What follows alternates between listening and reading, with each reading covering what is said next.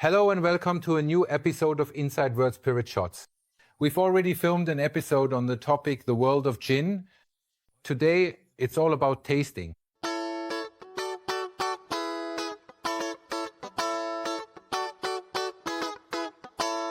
I'd like to warmly welcome you to the gin tasting and of course also our expert, our specialist, Stephan Thomé from the Eifel. Hello. Hi there. Hi again. Stefan, you just have to smile and laugh right now. The first episode with all the interesting facts was so exciting with you, and I hope you'll describe the individual products we're about to taste just as enthusiastically. I'd say you've prepared 5 products, I believe. Let's start with the first product. What is the first product? Yes, the first product is my gin with the beautiful name Eifel. A classic London dry gin. What's special about this gin is, yes, it's a London dry gin. That means it's classic. It has juniper at the forefront. It has hints of angelica root.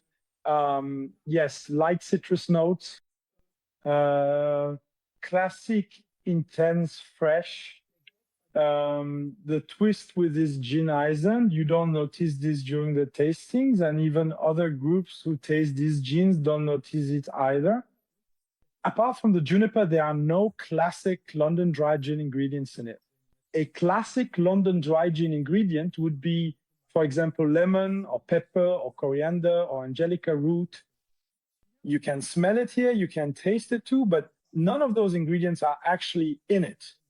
I simulated the aromas using ingredients that grow within about 2 kilometers of our farm here in the Eifel, near Bitburg, you might know it, somewhere between Cologne and Luxembourg, right? Stefan, sorry to interrupt you now. In our defense, I have to say something about that.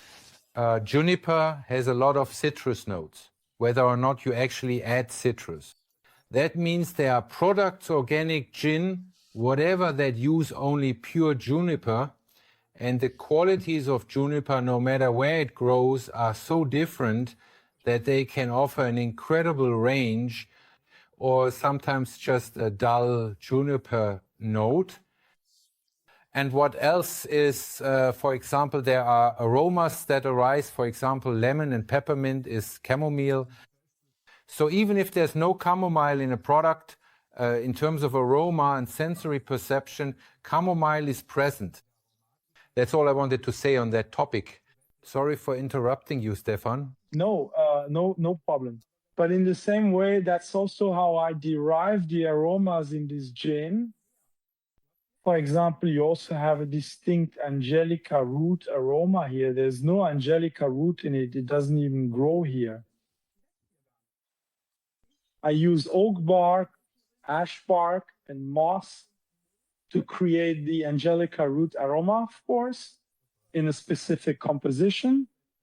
I approach it like a chef, and not like a traditional sensory analyst, right? Yes, the gin goes down wonderfully. For me, every gin has to be constructed like a perfume. It needs to have a top note, a heart note, and a base note. The top note, in my opinion, is usually the citrus notes, the freshness, bam, that immediate hit you get right away. Then the heart notes. The heart notes fill the mouth. They have to play across all areas of the tongue and create a pleasant mouthfeel. And then the base notes, that's how the gin goes down. And that's what the distiller can influence the most by using good ingredients, good botanicals, good neutral alcohol, because gin is, after all, a spirit that's usually made with neutral alcoholant, then distilling it cleanly.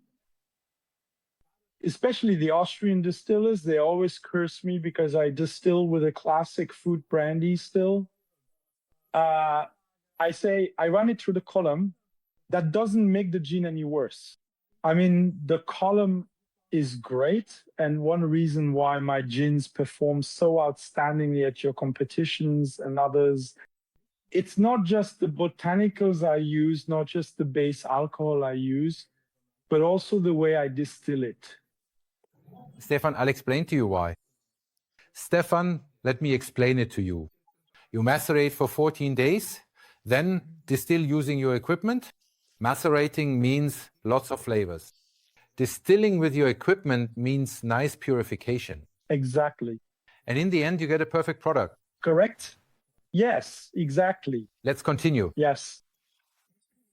Yes. Number 4, very classic.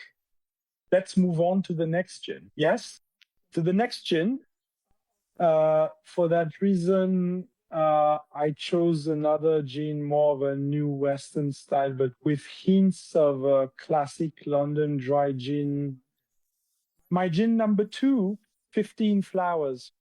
In the first section, in the first part of our series, you talked about the floral notes you used when cooking oysters, or rather when eating oysters.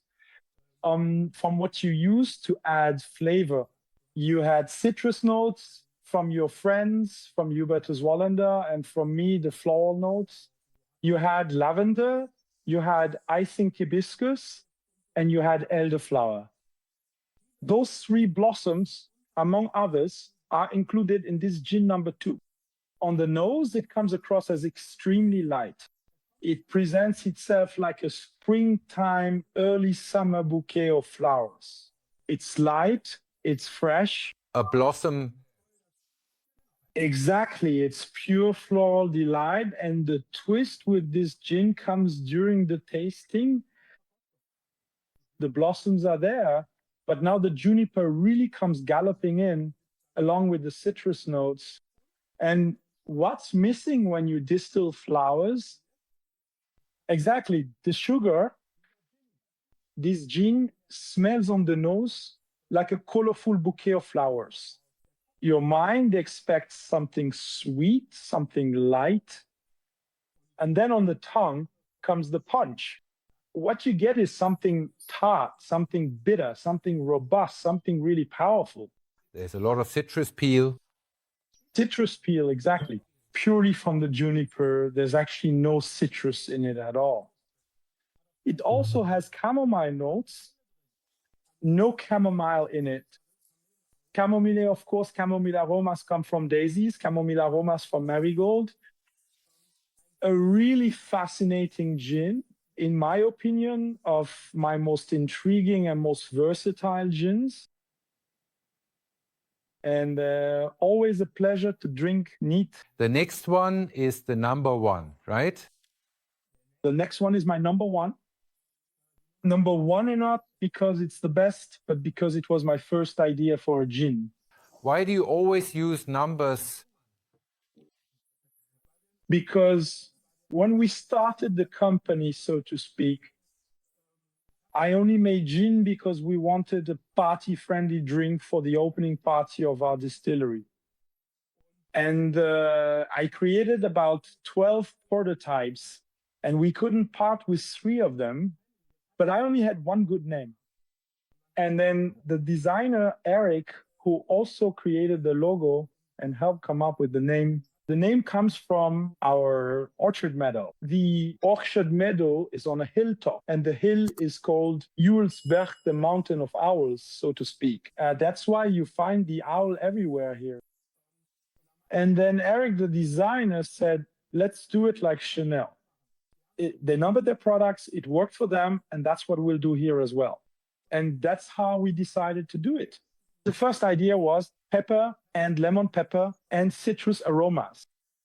5 different citrus aromas, 7 different types of pepper are used in this one. And the peppers are selected in such a way that they stimulate all areas of the tongue. The tongue can only perceive sweet, sour, salty, spicy, and bitter. And then there's umami, that meaty, that Japanese meaty flavor. All of that is covered by this gin. Again here, as I mentioned earlier, the primary note is lemon zest, lime zest, bitter orange zest. Along with that, kaffir lime leaf. Kaffir lime leaf builds the bridge over to the pepper. This pepper is picked up by cubeb pepper, which has a citrus note. Sichuan pepper comes in at the end with a tingling sensation, a super exciting gin, 45%, but extremely rich, extremely smooth on the finish, delicious, fruity, fresh, without having any unpleasant sharpness. Neat, awesome. As a gin and tonic, awesome. For desserts, my mother-in-law likes to make a dessert with it, makes a grapefruit granita and pours a splash of it over the top. In Luxembourg, which is right next to us here, it's often served as an intermezzo before the main course with a scoop of ice cream, lemon ice cream, and then this stuff poured over it.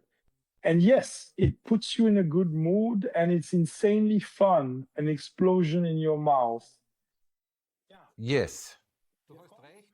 You're right to base the numbering on Chanel because they're all perfumes. These are pure perfumes. Incredible. Exactly. Exactly. I even now use here at the school a homemade soap that smells like this gin. I actually have a huge amount of oil as waste before I filter the gin. So after diluting it, I have a lot of citrus pepper oil. And now at the gin school, we use that as hand soap. So we incorporate these aromas into the soap. If you've washed your hands here, then your hands will smell like gin number one. It's a lot of fun. The last two, so number two and now number one, are classic Western style gins of course not London Dry. Exactly. Let's move on to the next category from our friend Thomas at the Fairytale Distillery, Navy strains. And the cool thing is, a few years ago, he made a summery gin. Summery colors is a gag orange. I also have a summery gin, which is also called summer. It has mandarin in it, also orange. That's why I chose this one now, the number 57 gin from Fairytale Distillery. Navy strength, 57%. Yes, distilled in a very classic way. The still doesn't have a column. It's basically a pure play, so to speak. It's distilled just once, and you get a wonderful aroma on the nose. I always find that when I smell the number 57 from Thomas Nishidan, then I catch a bit of seaweed. I noticed that more. He set up his little fairy village near Eilean Donnen Castle. His wife has a nice bakery, and all the buses, especially those from Germany, stop there. And whenever I smell this gin, I always smell the sea. Of course, I smell the juniper, and there's also mango and hibiscus in it. You can easily pick up the mango and hibiscus on the nose, but it's a no-no. It's a Navy strength gin, 57% alcohol. Naturally, it packs a punch. It has volume. And the higher the alcohol content in the gin, the more it encapsulates the aromas, right? When I put this gin in my mouth and it mixes with saliva, it dilutes the gin, opens it up, and makes it extremely broad. Mango balm, right there, full on, straight in your face. Stefan, a quick addition. We often have the problem that high alcohol usually masks the aroma on the nose, not in the taste. But the Fairytale products with 57%, they don't mask it, they stand out. The full range of aromas is right there. They're truly special products. Absolutely. And there are reasons why Thomas wins gold medals with you every year, and not just with you. It's an amazing, amazing product. And in my opinion, Navy strength at its best. I haven't had a better Navy strength. Shall we have a slow gin now? Yes, the dessert. To finish off, always a little dessert. Slow gin, of course, usually doesn't have as high an alcohol content as a classic gin should. My slow gin has 57 27%, not 57. We just had that one. But you can tell, yeah, 3 gins neat in such a short time. It goes straight to your head. That's a wonderful thing. Yeah, EUELSBERG Sloe Gin was an experiment, a test. And I wanted to use the sloe berries that are in my gin number 4, which we had first as a base for this as well. Fine white sugar, just regular refined sugar. How many grams of sugar did you... 6 months on the gin, sorry. How many grams of sugar? Not much. I can't tell you exactly. I think it's around 45, 50 grams per liter, so relatively little compared to other sloe gins. Yeah, you can smell the fruit. You can smell that pluminess. The sloe is basically a type of plum, you know, an almond. They're all, almonds, plums, all bonus plants that are really, really fun, right? The alcohol is a bit reduced, and it's an awesome dessert, a real treat after a meal as a dessert, or even just during the day when you want a moment of leisure and don't want to mix anything, don't want to blend anything, but just want to have a fine taste on your tongue. Incredible. One thing I'd like to know, is there ginger in it as well? Can you taste ginger? No, no ginger. Yes, the ginger notes, I can tell you, they come from the base gin, right? The base gin is number 4, the Eifel Gin, which is modeled after a classic London dry style gin, aromatically. And the ginger notes, they are deliberately teased out through the broom. Broom, there's broom in it. I harvest the broom in February, so clearly between the blossoms, meaning when it has the fewest blossoms on it. And if you chew broom for a relatively long time, then the ginger flavor comes through.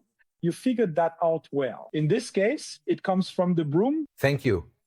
And if you want to taste as well as I do, and Stephan Thomé or Stephan Thomé and I, then you have 2 options. Either the training at the gin school, if you want something specifically about gin, or the training with us at the academy. In any case, Stephan, it was once again sparkling and exciting. It's always nice to chat with you. I always learn something new. And our videos on IWS TV and YouTube are there so that people can learn something new. Stephan, thank you. And if you also want to learn something new, or if you learn something new today, we cover all spirits from around the world. Check us out on IWS TV or YouTube, like our videos, and share our links.